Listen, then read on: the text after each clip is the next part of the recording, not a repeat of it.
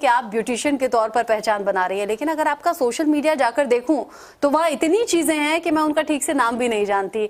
आज आप हम महिलाएं के दर्शकों को समझाइए यहाँ तक का सफर कैसे हुआ। 19-20 साल आपको इस प्रोफेशन में हो गए हैं, कैसे ये खास पहचान बनी? Thank you very very much. इतने प्यारे प्यारे शब्दों का आपने मेरे लिए इस्तेमाल किया, बहुत बहुत शुक्रिया। आज आपने मुझे ये मौका दिया कि मैं यहाँ पे बैठ के अपनी बातें अपनी लोगों तक, अपनी ऑडियंस तक, अपनी बहनों तक पहुँचा पाऊँ। मैं इस कॉस्मेटिक कंपनी में अपनी जो ब्यूटिशियन लाइन है, इस लाइन में 19 साल से काम कर रही हूँ, दिन रात कंटिन्यू। मेरी एक कॉस्मेटिक कंपनी भी है, एज अ बिजनेस वूमेन भी मैं रिप्रेजेंट करती हूँ। खलियात करके एक कॉस्मेटिक कंपनी है, वो जो मैंने ही लॉन्च की है। वो आपकी स्किन की रिपेयरिंग के लिए, आपकी हेयर की रिपेयरिंग के लिए हमने कंपनी की है। मैं फर्स्ट वूमेन हूँ जिसने इंडिया में हेयर एक्सटेंशंस को लॉन्च किया है। उसके बाद मैं इन्फ्लुएंसर हूँ जो 1.5 करोड़ से भी ज़्यादा पब्लिक को कैरी करती हूँ। मैं मोटिवेशनल स्पीकर भी हूँ जिसमें मैं अपनी बहनों को मोटिवेट भी करती हूँ, और मैं एल्बम्स भी करती हूँ, गाने भी करती हूँ, एक्ट भी करती हूँ। जैसे मैंने कहा कि अगर आपके सोशल मीडिया अकाउंट पर चले जाऊं तो इन सब चीज़ों की झलकियां दिखती हैं। अच्छा, पहले हम महिलाओं की बात कर लेते हैं। हर महिला की ये चाहत होती है कि कामयाब तो मैं बनूं ही, लेकिन मैं खूबसूरत भी दिखूं। अच्छा, खूबसूरत की भी अलग अलग डेफिनेशन है। कोई चाहता है कि मेरा फेयर कॉम्प्लेक्शन हो, कोई चाहता है मेरे लंबे बाल हो। लेकिन आज ब्यूटी टेक्नोलॉजी इतनी आगे बढ़ गई है कि हर चीज़ का सोल्यूशन है। लेकिन जैसे आपने कहा हेयर एक्सटेंशन पहली बार मैंने शुरू किया, कैसे दिमाग में आया और कैसे आज जब आप लोगों की प्रॉब्लम्स को दूर करती हैं, कई वीडियोस भी शेयर करती हैं, दिल को अच्छा एहसास होता है कि हाँ, मैंने अपनी प्रॉब्लम तो दूर की, मैं आज लोगों के लिए इस प्रॉब्लम का समाधान हूँ। मुझे बहुत अच्छा लगता है। पहली बात तो जीवन में जिसकी खटास होती है वही बता पाता है कि उसको भरना कैसे चाहिए। मेरे जीवन में बहुत ज़्यादा खटास थी, मैं सुंदर नहीं थी, और ये आज से नहीं है, ये बहुत टाइम से बट आप तो बहुत सुंदर हैं। बनाया गया है। अच्छा, ऐसे यहाँ तक पहुँचा गया है। ये आज का दौर नहीं है, बहुत पुराना दौर है जहाँ पे औरतों को एक मापदंड दिया जाता था, इससे लेवल से नीचे वाली औरत सुंदर नहीं होती है। ये सोसाइटी आदमी को नापे या ना नापे, पर लेडीज की ब्यूटी को जरूर नापती है। आंखें टेढ़ी तो नहीं है, बाल छोटे तो नहीं है, हाइट लंबी तो नहीं है, आपका रंग गोरा है या नहीं है, ऐसे करके रिश्ते भी नापे जाते हैं, ऐसे करके औरतों को भी नापा जाता है। आफ्टर मैरिज मेरी बच्चे होने के बाद, जैसे नॉर्मल हर औरत बच्चा होता है तो अपने बाल खो देती है, स्किन खो देती है, बॉडी खो देती है, ऐसे मैंने भी सफ़र किया। जब मैंने इस चीज़ को सफ़र किया तो मैंने फील किया कि नहीं, ये मेरे माइंड पे हावी हो रहा है। सोसाइटी मुझे बता रही है कि आप बूढ़ी हो रही हो, आप बुढ़ापे में जा रही हो, आप सुंदर नहीं लग रही हो, आप डल लग रही हो, आपके बाल नहीं रहे, आप जवान नहीं रही, खूबसूरत नहीं रही। वो सोसाइटी ने जब मुझे ये बात बताई तो मुझे समझ में आई कि हाँ, मैं खूबसूरत नहीं रही। आप सोसाइटी की बातों से प्रभावित हो गई या फिर खुद की पर्सनल लाइफ में, पर्सनल लाइफ में भी होता है, उसमें बिहेवियर में कुछ परिवर्तन? देखिए, सोसाइटी मेरे लिए पूरी दुनिया सोसाइटी नहीं है, मेरे लिए वो लोग सोसाइटी है जो मेरे अगल बगल में घूम रहे होते हैं। डेफिनेटली पर्सनल लाइफ को ही मैं एक सोसाइटी को मापदंड कर रही हूँ, क्योंकि उनके साथ आप 24 घंटे रहते हैं, वो आपको नापते हैं, तोलते हैं। सोसाइटी में बहुत लोग अच्छे भी होते हैं, बुरे भी होते हैं, पर मेरे लिए मेरी दुनिया वो है जो मेरे अगल बगल में है। आजकल तो लोग डिप्रेशन को मानते हैं मैम, पर कुछ टाइम पहले लोग कहते थे क्या होता है डिप्रेशन, कुछ भी नहीं होता है ना। कहते हैं डिप्रेशन बकवास कर रही है, काम नहीं करना, डिप्रेशन बकवास। मतलब ये सोच आपको डिप्रेशन में ले गई? आपकी अगर कोई कमी को पोक करेगा, एक बार नहीं, 2 बार नहीं, कंटिन्यूटी पे लगा रहेगा, आपके कॉन्फिडेंस को गिराने के लिए उसने कदम ही उठा लिया है, तो फिर आप क्यों नहीं जाओगे? अगर मेरे को ये बोला जाएगा नहीं ये गलत है, अगर मैं बोलूंगी ये कवर ऐसा है, अब मैं बार बार बोलूंगी ना, एक टाइम के बाद भी बोलोगे हाँ बदल दो। मैं इंसान हूँ, मैं लिविंग थिंग हूँ। जब नॉन लिविंग थिंग ऐसा सोच सकती है तो लिविंग थिंग क्यों नहीं सोच सकती है? उन शब्दों को शेयर करना चाहेंगे हमारे दर्शकों से जो आपको कहे गए, जो आपको दिल को चुभते थे, तो आपको लगा नहीं मुझे अब खुद से प्यार करना है, खुद के लिए जीना है, अपनी जिंदगी से इन टॉक्सिक चीजों को बाहर करना है? मैं आपको बिल्कुल एक एग्जाम्पल के थ्रू बताऊंगी। मैं पार्लर में जाती थी अपना काम करने के लिए 9:30 मॉर्निंग में, नहा धो के अपने पार्लर में जाते हैं 9:30, आने के बाद रात के शायद मैं 8:30-9 बजे घर पे आती थी। पूरे दिन कंटिन्यू काम करने के बाद बंदा पार्लर में नहाएगा धोएगा तो नहीं, आने के बाद मैं बच्चों में लग जाती थी, बच्चों को संभालने में उनके टाइम के साथ लगती थी, तो मुझे ऐसे 10 साढ़े 10 बज जाते थे। तो जो हमारे लाइफ पार्टनर होते हैं, हमारी दुनिया होती है, बोलते थे कितनी गंदी दिख रही है तो, कैसी सड़ेली सी बदबू सी आती है तेरे में, कितनी गंदी हो रखी है, क्योंकि मैंने सुबह मुंह धोया था और मैं रात तक मुंह नहीं धो पाई।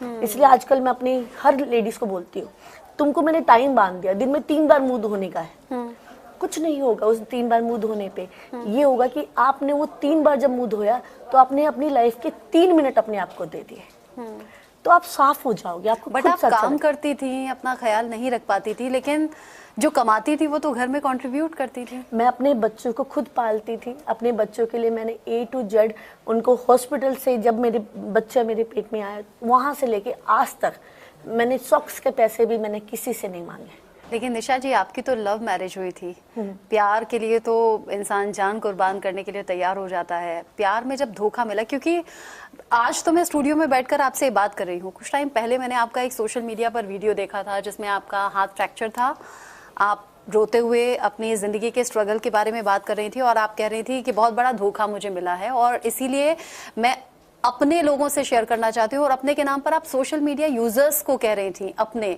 यानी कि ज़िंदगी में धोखा ऐसा मिला कि अपनों से भरोसा उठ गया। ये सच है, धोखा अपने ही देते हैं। मुझे सोशल मीडिया वाले लोग अनफॉलो कर देंगे, वो मेरा धोखा नहीं है। मैं इंसान हूँ, मैं फीलिंग से बनी हुई इंसान हूँ। मुझे हर्ट होता है कि कोई मुझे बुरा बोलता है और ऐसा बंदा बोलता है जिससे मैं प्यार करती हूँ, जिसको मैं अपना मानती हूँ। मैंने बिल्कुल ये वीडियो डाली थी, ये लास्ट ईयर की बात है, जिसपे मेरे पे अटैक मेरे हस्बैंड ने ही किया था। और हमारा डिवोर्स केस 5 साल से अलग से चल रहा है। मैं अपने बच्चे के साथ अपनी फैमिली में अपने बच्चों की परवरिश कर रही हूँ, वो अलग है।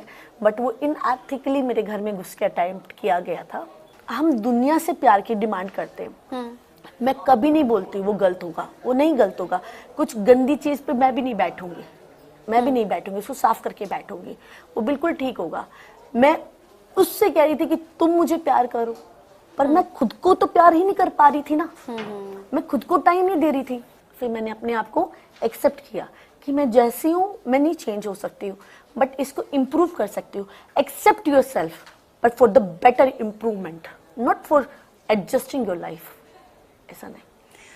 कॉन्ग्रेचुलेट करती हूँ मैं आपको आपकी इस थिंकिंग के लिए और डिप्रेशन से बाहर निकलने के लिए। आज तो आप बाकियों के लिए एग्जाम्पल सेट कर रही हैं कि आप लोगों को डिप्रेशन से बाहर निकालें या फिर उन्हें अपने आप से प्यार करने के लिए मोटिवेट करें। ये तो रही पर्सनल लाइफ की बात, जिसमें आप कह रही हैं डिवोर्स केस चल रहा है, अभी आप सिंगल पेरेंट के तौर पर अपनी 2 बेटियों को पाल रही हैं, काम शानदार चल रहा है, वो तो सोशल मीडिया पर दिखता है, आपके चेहरे पर दिखता है, वो कॉन्फिडेंस अलग दिखता है। अब काम की कुछ बात हो जाए, किस तरीके से अभी मैनेज करती हैं, क्योंकि सिंगल पेरेंट के ज़िंदगी में भी बहुत से चैलेंजेस आते हैं, कैसे फैमिली लाइफ और अपनी प्रोफेशनल लाइफ को बैलेंस करती हैं, और अब बेटियों को लेकर क्या सोचती हैं, बेटियों की ज़िंदगी कैसी होनी चाहिए? ऑफ कोर्स जैसी आपने सही है वैसी तो नहीं होनी चाहिए, और प्रोफेशन कैसा जा रहा है, कैसे काम कर रही हैं? कमाई अगर आप जानना अपने हमारे दर्शकों के साथ शेयर करना चाहें तो कर सकती हैं। लोगों की दुआ है, वो मुझे प्यार करते हैं, वो मुझ पर विश्वास करते हैं। उन्होंने मुझे बदलते हुए देखा, इसलिए वो मुझसे प्यार करते हैं। उन्होंने वो 7-8 साल पहले वाली निशा भी देखी और आज की निशा भी देख रही है, और मैं लिख के देती हूँ अगली आने वाले 4-5 साल में भी निशा देखेंगे वो। मैं ये चीज़ प्रूव कर सकती हूँ और ये मैं चीज़ बता सकती हूँ, अगर आप अपने आप को बदलना चाहें तो आप बदल सकते हैं। और बात रही प्रोफेशन की, लोग मेरे पास आते हैं, मुझे प्यार करते हैं, वो उनकी जो प्रॉब्लम है वो मैं इसलिए भी समझ पाती हूँ। मुझे ऐसा लगता है माता रानी ने मुझे वो दुख भी इसलिए दिया था कि मैं दूसरे लोगों की प्रॉब्लम समझ पाऊँ। और काम ऐसा चल रहा है कि मेरे भगवान मेरे साथ हैं, मेरे पिताजी मेरे भगवान हैं और वो मेरे साथ हैं, और माता रानी की दुआ है, तो उनके सपोर्ट से सब सही चलता है। पिताजी को भगवान क्यों कहा आपने? क्योंकि सोसाइटी से ऊपर उठ के उन्होंने मेरे ऊपर हाथ रखा। हम जिस बैकग्राउंड से मैं आती हूँ उस बैकग्राउंड में यही बोला जाता है कि लड़की को एडजस्ट करना चाहिए, लड़की शुड बी एडजस्ट। मेरे फादर ने कुछ टाइम तो मुझे भी यही बोला, नहीं बेटा अपनी लाइफ है, आपने बनाया, आप एडजस्ट करो। बट उनके कहे हुए हर शब्द जैसे उन्होंने मेरे को बोला वैसे अगर मैंने फॉलो किया तो आज मैं यहाँ तक पहुँची हुई। और जब मेरे ऊपर टॉर्चर ज़्यादा हो गया, मेरे फादर ही फर्स्ट पर्सन थे बोलने वाले कि निशा अब आप अलग हो जाओ। अच्छा, चूंकि आपने कहा 19 साल से आप ये काम कर रही हैं। हाँ। वक्त बदला है, लोगों की सोच बदली है। आज तो ब्यूटिशियन खासतौर से महिलाओं के लिए तो एज अ गॉड होती है कि भाई हमारे लिए ऐसा कर देंगे, वैसा कर देंगे। अगर मैं 20 साल पीछे जाऊं या 30 साल 40 साल पीछे जाऊं तो ब्यूटिशियन को या फिर पार्लर सैलून को लोग उस नज़र से नहीं देखते थे। लोग सोचते थे छोटा काम है, नहीं हमें ये काम नहीं करवाना। आज तो हाई फाई सोसाइटी में ये सब सीखा जाता है या फिर ये प्रोफेशन के तौर पर लिया जाता है। आपने उस दौर में जब ये काम शुरू किया था, क्या आपको ऐसी बातों का सामना करना पड़ा था? हाँ, वो आज भी करना पड़ सकता है। बल्कि मैंने जब शुरुआत किया था तो लेडीज को हेयर ड्रेसर में एक्सेप्ट ही नहीं कर रहे थे। अच्छा, मैं बाल काट रही हूँ, मैं कितना भी अच्छा हेयर कट करूँ, अच्छा ये तो औरत है, इससे नहीं कटाएंगे, आदमी से कटवाएंगे। अच्छा, इसको क्या काटने आएंगे? मैम, आपको जो लुक चाहिए, जो आप फील करती हो, वो मैं फील कर सकती हूँ। जैसे उनको बताया, समझाया, कर करके यहाँ तक आई। और पहले जो पास्ट लाइफ में था, औरतों को मैटर ही नहीं करता था। औरतों को ये बताया गया था घर में रहो, घर में रहो। उनको यही नहीं पता चल रहा था कि भाई आपको ब्यूटीफुल दिखना, अच्छा दिखना कैसे नेसेसरी है। मेरे पास 80-80 साल की एजेड लेडी आती है, वो मुझे ये कहते हैं कि मम्मी सुंदर बना दो। मैं बिल्कुल अभी पिछले 15 दिन पुरानी बात बता रही हूँ। एक लेडी चल भी नहीं पा रही थी, एजेड थी, ऊपर भी नहीं, मेरा फ्लोर फर्स्ट फ्लोर पे है, वो नीचे वाले मेरी एक ब्रांच में गई, बोली निशा को नीचे लेकर। मैं गई और वो रोने लगी, बोली मुझे सब आंटी बोलते, मुझे अच्छा नहीं लगता। फिर मैंने उनका हेयर कट, फेशियल, वेशियल सब किया उनका, और वो खुश हुई, वो हैप्पी है। बोली मैं अपने हस्बैंड के मिलने जाऊंगी, मैं गांव में जाऊंगी, अच्छे से कर देना। तो मैंने कहा ये this is life, this is life, कि हम जीना चाहते हैं। हमारा प्लेजर है कि लोगों ने हमें चूज किया गया है, तो उसमें हम उनको बताते हैं कॉम करते करते, मैडम आप तो बहुत सुंदर हो, आपको ये बाल ऐसे रखना चाहिए, सुलझा के रखो। कंघी करते हुए उनके उलझे हुए बालों को, उनकी जिंदगी जैसे उलझ गई ऐसे उनके बाल उलझ गए, उनको सुलझा के सॉफ्ट करते हैं। बच्चा होने के बाद बाल झड़ गए, उनको बाल देते हैं हम। एलोपेशिया से बाल बंद गए, लेडीज ने अपना मुंह ढक दिया, आईब्रो नहीं रही, बाल कहीं है नहीं, उस औरत को आप सोचो, सोसाइटी तो बाद में बोलेगी। वो लोग है ना, मतलब लोग उनको ये नहीं बोलते हैं कि मैडम अरे ये क्या हो गया, वो शायद हो सकता है प्यार में भी बोल रहे हो, हाँ बहन तेरे साथ क्या हो गया, बट उसकी आत्मा को बोलो, उसको शीशे में डेली दिखता है उसके साथ क्या हो गया। आप उसकी प्रॉब्लम को सॉल्व नहीं कर रहे हो, आप उसको साइकोलॉजिकल डिप्रेशन दे रहे हो। अच्छा लग रहा है आपकी बातें सुन के। अच्छा, कुछ बातें और कुछ सवाल मेरे जहन में है। एक होता है मेकअप, मेकअप आपने लगाया, आपने रिमूव कर दिया, ये नॉर्मल मेकअप हुआ। एक होता है ट्रीटमेंट, जो स्किन बालों के लिए अलग तरीके से आप लोग देते होंगे, उसकी कुछ सेटिंग्स होती होंगी, उनका अलग रिजल्ट मिलता है। एक होती है कॉस्मेटिक सर्जरी, वो भी पिछले कुछ टाइम में बहुत ज़्यादा सुनने को मिला है। फिर हेयर एक्सटेंशन है। मैं चाहूँगी थोड़ा थोड़ा सबके बारे में आप बताएं दर्शकों को। देखिए, मेकअप भी अच्छा लगता है। अगर मैं कहीं पार्टी में जा रही हूँ, मैं सुंदर सुंदर कपड़े पहन रही हूँ, मैंने मेकअप नहीं किया तो मैं अलग नहीं दिखूंगी, अलग नहीं दिखूंगी तो कोई मुझे देखेगा नहीं, और कोई मुझे देखेगा नहीं तो मैं खूबसूरत नहीं फील करूंगी। इट्स नॉट अबाउट दैट लोग आपको देखें, या वो, इट्स लाइक मैं उन लोगों में रिप्रेजेंट हो जाऊं। It's only that. तो मेकअप भी अच्छा लगता है, वो once a while, like going for a party, look presentable, तो दैट्स वैल्यू अ लॉट, करना भी चाहिए, है ना। अपने आप को पैम्पर करने के लिए क्या दिक्कत है? आप अपना पेट की भूख भरने के लिए चाहे आप समोसा खाओ, चाहे रोटी खाओ, चाहे चिकन खाओ, वो तो उसकी बंदे की इच्छा है ना, उसको क्या खाना है, तो वो उसकी चॉइस है। और बात स्किन रही, स्किन हमेशा आपके साथ रहती है, जितनी आप साफ सुथरी। कई लोग बोलते हैं हमें तो बिल्कुल बदल नहीं, आपका जो रंग है, कई लोग कहते हैं हमें तो नेचुरल रहना, तो नेचुरली रहो।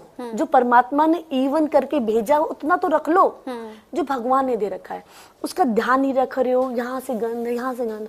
मैं बस कहती हूँ आप नेचुरली भगवान ने जैसे बना रखे हो ना, आप बस उसका ध्यान रख लो। आपने घर खरीद लिया, झाड़ू पोछा करके रखो, वरना वहां पे भी गंद हो जाएगा। अगर कोई चीज आप पे इतनी हावी हो रही है कि आपको साइकोलॉजिकल पेन और डिप्रेशन में दे रही है किसी भी चीज से, तो आप उसको जिंदगी से हटा दो। अगर हाथ सड़ जाए ना और वो पूरी बॉडी गलाए तो उस हाथ को काट दो। ये मैं बिल्कुल सच है। अगर कोई भी कॉस्मेटिक सर्जरी किसी भी टाइप की आपकी बॉडी या स्किन से रिलेटेड, आपको इतनी वो अपनी बॉडी से प्रॉब्लम आ रही है कि आप सांस भी नहीं ले पा रहे, जी भी नहीं पा रहे हो, बस आपको वही दिख रहा है, तो आप करवा सकते हो। वरना अपनी स्किन केयर करो, अपने फेशियल्स करो, सर्जरी से थोड़ा सा दूर रहो। मैं ऐसा फील करती हूँ। अगर आपने अपने आप को पहले ही टाइम दिया होता ना, स्किन केयर किया होता, अच्छा फेशियल करवाया होता टाइम, तो सर्जरी की जरूरत नहीं होती। फिर भी अगर आपको लगे तब करवा सकते हो। अच्छा, मैं आपका फेस देख रही हूँ तो मेरा बार बार ध्यान आपकी आईलैशेस पर जा रहा है। आईलैशेस मैंने आपके वीडियोस में ही देखा है। इनफैक्ट आपसे बात करने से पहले मैंने सोचा आपके प्रोफेशन के बारे में जान लूँ। इतने छोटे छोटे हल्के बाल हैं तो आप बड़े बाल लगा दे रही हैं, आईलैशेस बिल्कुल खत्म है तो आप आईलैशेस दे रही हैं, आईब्रोज नहीं है तो आप आईब्रोज दे रही हैं। कुछ अनकंफर्टेबल नहीं होता क्या? हम रोजमर्रा की जिंदगी में किसी तरह की कोई कुछ परेशानी महसूस करते हैं सब चीजों से? नहीं, ब्यूटी से परेशानी केवल यही है, नजर लग जाएगी पड़ोसन जल जाएगी आपकी। ब्यूटी से कोई परेशानी नहीं है। आप देखो, एक औरत के आईब्रो नहीं है। हाँ। देखो, फैशन के लिए कोई की हल्की पड़ गई है, एज के साथ हल्की पड़ गई है ना। हाँ। उसकी फोटो खींचना। हाँ। और यंग एज में उसकी फोटो खींचना, वो आईब्रो भगवान ने भर के दी है, पर उम्र का पढ़ाव होता है। हर उम्र का पढ़ाव होता है। कई बार तो अर्ली एज में भी चली जाती है। हाँ, तो क्या होता है, ये तो फैशन के लिए हो गया, हमने उसको डार्क कर दिया। बट कई लेडीज होती हैं जिनके बिल्कुल नहीं होते, वो पेंसिल मार मार के काली बनाती हैं, वो गंदा लगता है और लोग मजाक उड़ाते हैं। हाँ। मैं बच्ची थी, छोटी थी, बचपन में हमारे गली में एक लेडी थी, उसके बाल नहीं थे और मुझे पता नहीं था। मैं मतलब होंगी 8-9 साल की। हमने लोगों को ये कहते हुए सुना था, अरे वो तो ऐसी है, बाल नहीं है, ये लेडीज ही लेडीज की बुराई कर रही थी। तो वो मैंने सुनी हुई बातें हैं कि औरतें पीठ पीछे जरूर बोलती हैं। मैं मेरे हस्बैंड की एक बात बताऊंगी, कड़वे शब्द थे उस टाइम पे, मैं बहुत डिप्रेशन में चल रही थी, ये कड़वे शब्द थे, बट ये बिल्कुल सही शब्द थे। आज मैं उसको बोलती हूँ। हम अलग हो गए, पर जो सही है सही है। मैं गाड़ी में बैठी हुई थी, मैंने 10,000 रुपए की ड्रेस पहनी थी और मैं मोटी दिख रही थी, काली दिखती थी। मैं काली थी, मोटी थी, बाल नहीं थे, 120 किलो की औरत थी। मैंने पैसा लगाया था ड्रेस पे। मैंने कहा मैं कैसी लग रही हूँ जी? उसने घूम के बोला, मैं 100 रुपए की शर्ट पहन के बैठा हूँ, तेरे से अच्छा दिख रहा हूँ। मैं डिप्रेशन में चली गई कि मेरे हस्बैंड ने ऐसे कैसे बोला, बट वो सही बोल रहा था। वो अच्छा दिख रहा था, उसने अपने ऊपर काम कर रखा था। मैं अपने आप को प्यार नहीं कर रही थी। मैं सोची थी प्यार पैसे से पाया जाएगा। प्यार पैसे से नहीं पाया जाता, प्यार अपने आप को टाइम दे के पाया जाता है। एक प्यार आपने ऐसे भी खुद को किया है कि आपने अपना शौक पूरा किया है, म्यूजिक एल्बम बनाने का। हाँ। उसके बारे में कुछ बताइए। मेरी मम्मी ने मुझसे आके बोला कि बेड पे पड़ी टीवी देखती है, कुछ ये नहीं कर रही है, वो नहीं कर रही। मैंने कहा मैं इसलिए टीवी देखती हूँ कि मुझे डिस्टर्ब ना करे, ये मुझे ताने नहीं मारते टीवी वाले। टीवी चल रहा है ना, मुझे ताना नहीं मार रही है। आप लोगों में बैठती हूँ ना, ताना लगता है मुझे, चुपती हैं बातें। तो मेरी मम्मी को उस टाइम रियलाइज हुआ तो वो सॉरी बोली। उन्होंने मुझे बोला कि सॉरी मैंने तुझे हर्ट किया, ये भी ह्यूमैनिटी रहती है। तो मैंने कहा कि मम्मी एक दिन मैं वहाँ टीवी में दिखूंगी आपको। तो मम्मी बोली नहीं तू आ जाएगी। उन्होंने मोटिवेट किया। बट मैंने कहा नहीं, आज आपने मुझे ये बोला ये बेड पे पड़ी हुई टीवी देखते, मैं टीवी नहीं देखती अब। मैं फ़ोन ज़रूर देखती हूँ, मैं फ़ोन पे रहती हूँ, क्योंकि फ़ोन ने मुझे वो मुकाम दिया, वो लोगों तक पहुँचाया, इसलिए। बट मेरे घर में केबल या टीवी का कोई कनेक्शन नहीं है, मैं नहीं रखती हूँ। बट मैं फ़ोन पे ज़रूर रखती हूँ हर चीज़ सो ये वाला चाहिए। तो मैंने कहा था मैं टीवी पे आऊँगी, तो ये वाली बात हुई। एक ये मेरे माइंड में बैठी कि मुझे टीवी पे जाने का है, फ़ोन में भी नहीं, टीवी पे रहने का। दूसरी बात मेरे को ये आई थी कि मेरे को बोला जाता है 25-26 साल तक की लड़की ही ब्यूटीफुल लड़की है, वही एक्टिंग कर सकती है, वही खूबसूरती की मिसाल है। ये मुझे बताया गया था। किसने बताया ये मैं नहीं बताना चाहती। 26-27 के बाद तो लड़कियां मुरझा जाती हैं। उसके बाद तो उनके एक ही लाइफ है, अपने बच्चे पालो, अपना कोई भी काम पेशा कर लो।